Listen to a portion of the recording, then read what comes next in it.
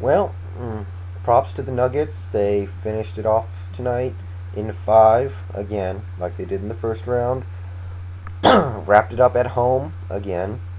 And Dallas, it's a tough way to end your season, but I don't think there's much doubt here that Denver is a better team than Dallas. And the overall indication I got from these games is Dallas was not going to be able to win in Denver.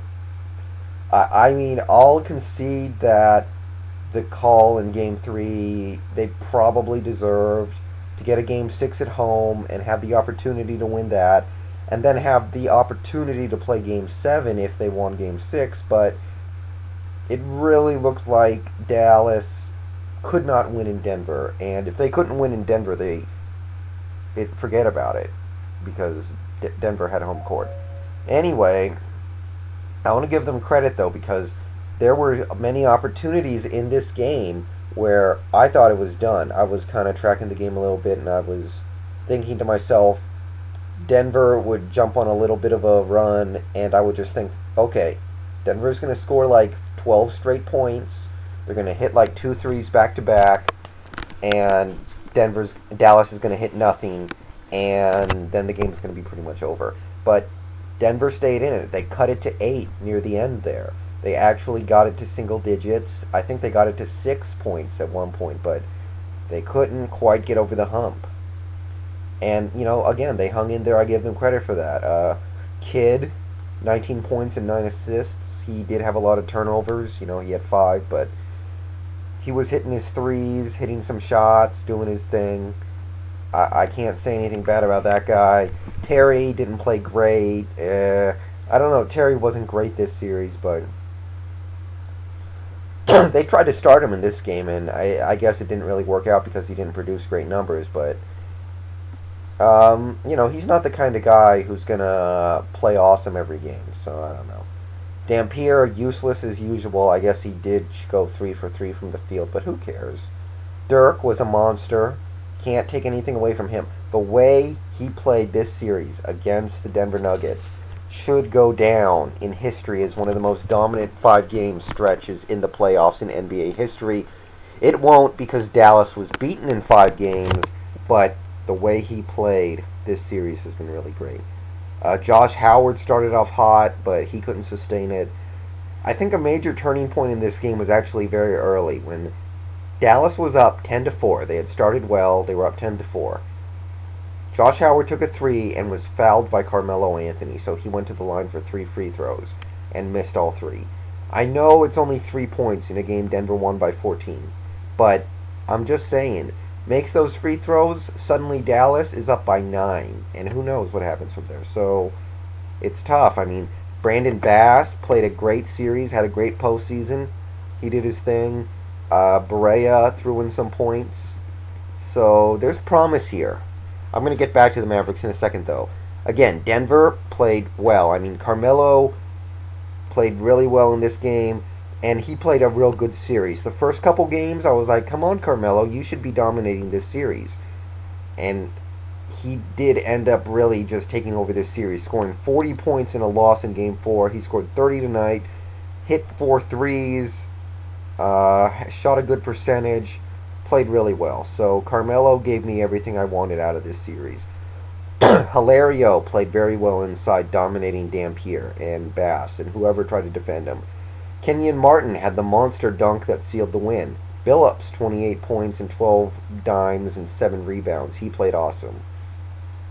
J.R. Smith, 8 points off the bench. Anthony Carter, 8 points off the bench. Just really good scoring. I mean, there wasn't a ton of defense in this game, as was expected to this series, kind of, but I got to give it up to those guys. They did it without Birdman, because Birdman really was not a big factor out there. He had 1 block, 5 rebounds, and 5 fouls in 14 minutes, so he had his problems. Props to them. So for Dallas, their season is over. I want to, it's tough for the Dallas fans right now. I know there are quite a few out there, but be proud of what the team did this season, really. I mean, I saw some Dallas fans trying to downplay the loss a little bit. Downplay this season, like talking about, yeah, we beat the Spurs, but the Spurs were all beat up, so that doesn't really matter. No. That's your hated rival. And they're also four-time champions, a team that year after year keeps finding a way to win, and you knocked them the f out. So, give them credit for that. Maybe they didn't play a great series against Denver. I thought it was going to go 7, but it went 5. Whatever. So, looking at the future, I want this team to do well next year, win 50 games, make the playoffs, and make a run. I want it to happen because this is a fun team. I really like to see them in the playoffs. So this offseason, they're probably not going to keep Kidd unless Kidd agrees to take a significant pay cut. They have 3 significant trading chips, though. They have Eric Dampier. The rumor is his contract expires after next season. We know that Jerry Stackhouse's contract expires after next season. And there's even Matt Carroll, who doesn't expire for like 3 years, but he is making a lot of money, so he's a trading chip in that sense, and he might actually be a decent player. I don't know. I mean, he was a good three-point shooter for a while, and they didn't really like him in Charlotte, so he got traded to Dallas, and he didn't really do anything. Ever. They didn't play him, so maybe there might be something there, but in between Dampier, Stackhouse, and Matt Carroll, Dallas has the chips to make it happen. I kind of like the idea of trying to trade for Chris Kaman from the Clippers, David Lee from the Knicks, but that's impossible because David Lee doesn't make any money, so you can't make a fair deal for him. Or maybe you take a chance with Shaq and or Tracy McGrady, because this Dallas team is 2 things away from really making a finals push. They need a big man who can score and a guy who can drive into the lane and either score or kick it out to an open player. They don't really have that. Kidd can't do it anymore, and Howard is only good for doing it once in a while, and he's not really a kick it out type of player. He likes to score. So, again, props to Denver. Gonna be a good Western Conference Finals. Tomorrow, I have the Lakers taking out the Rockets.